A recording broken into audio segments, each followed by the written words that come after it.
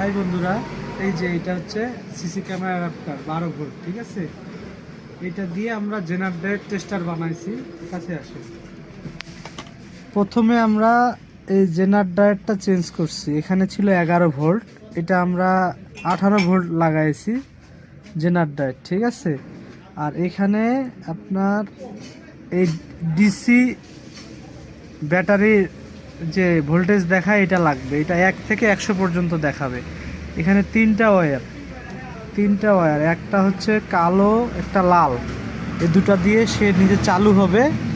আর এখানে যে কালারটা দেখতেছেন হলুদ, এটাতে আপনার শো করবে আপনার যে ভোল্টেজটা দেখাচ্ছে।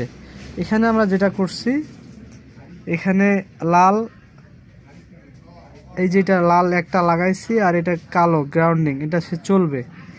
আর এখানে হচ্ছে আউটপুট দেয়, এটা হচ্ছে আউটপুট দেয়। তো এই যে আমরা এটা লাইন দিচ্ছি, আপনারা দেখেন লাইন দিচ্ছি। এই যে এখন 0 ভোল্টেজ দেখাচ্ছে। ঠিক আছে, এখন ভোল্টেজ 0 দেখাচ্ছে।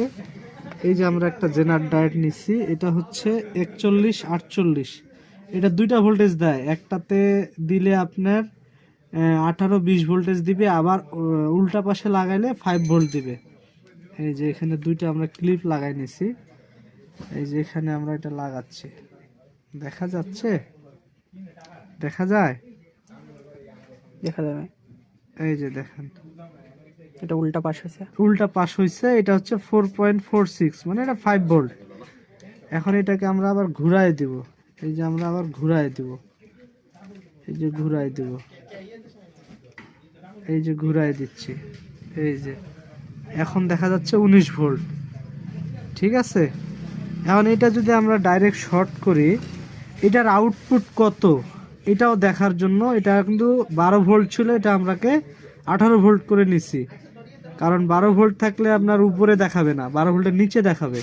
এই জন্য আগে এটাকে মডিফাই করা লাগবে। এখন যদি এটা আমরা শর্ট করি, এই যে দেখেন 19 ভোল্ট দেখাচ্ছে, মানে এটা 20 ভোল্ট দেখাচ্ছে। তো এই পর্যন্ত, থ্যাংক ইউ।